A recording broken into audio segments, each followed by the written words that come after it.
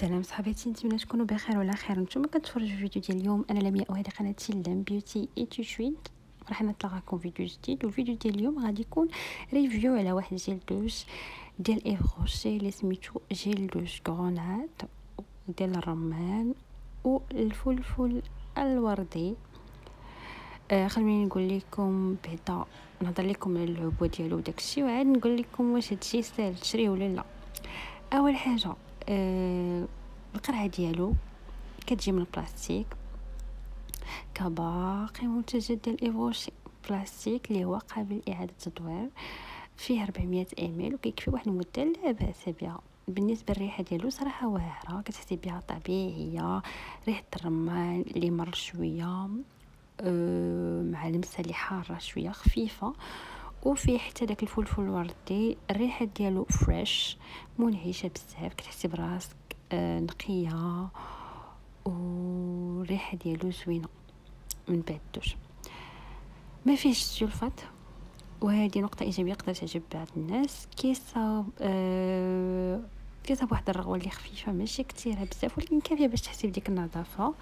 ما كينشفش البشره، بالعكس كتحسي بها رطبه شويه من بعد الاستعمال. المكونات ديالو تيقولوا بلي فيه 92% من المكونات اللي الاصل ديالها طبيعي، واخا ماشي اورغانيك 100%، لكن كيف ما عودتنا ايف روشي كتعتمد على مواد طبيعيه نباتيه على ما قالوا.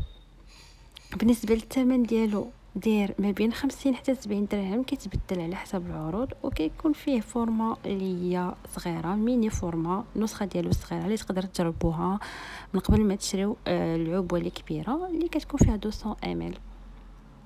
الريحه ديالو زوينه صراحه، منعشه، تركيبه اللي هي لطيفه على البشره، مكونات ديالو طبيعيه بنسبه كبيره، مناسب لكل انواع البشره.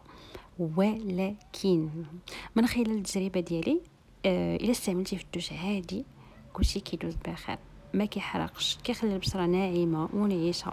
ولكن الا جربتيه في الحمام مع الحكان، خصوصا الا كنتي شي انسان عزيز عليه الحكان بحالي، في الحمام بصراحه شخصيا حسيت بشويه ديال الحريق وتهيج، خصوصا في المناطق اللي كتكوني حكيتيهم وكيكون فيها البشره رقيقه، كتحسي بالحرق ديال بصح، يعني ماشي بزاف مناسب للاستعمال في الحمام البلدي، خصوصا الا كنتي من الناس اللي كيحكوا البشره مزيان.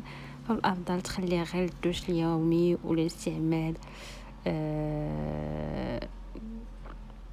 ولا تعملي شي صابون اللي طبيعي في الحمام اللي ما يهيش لك البشره ديالك. ولا كانت البشره ديالك حساسه فريمون ما كنصحكش بيه اختي، ما تشريهش صراحه. هاد ماشي اول جيل دوش اللي غيحرقني، كاينين بزاف ديال جيل دوش ديال ايفروش اللي ما جاوش معايا. الوحيد اللي جا معايا غادي تكتشفوه في الفيديوهات الجايين، غادي نقول لكم عليه، لانه صراحه هو الوحيد اللي حسيت به ما كيحرقش وزوين، واستعملته حتى في الحمام البلدي، يعني زوين وعجبني.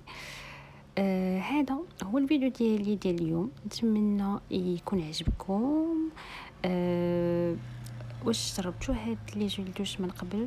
شنو الراي ديالكم عليه؟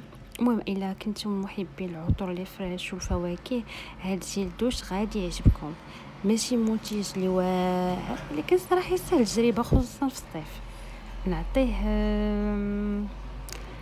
7/10، حيتاش كما عاودت لكم انه كيحرق البشره.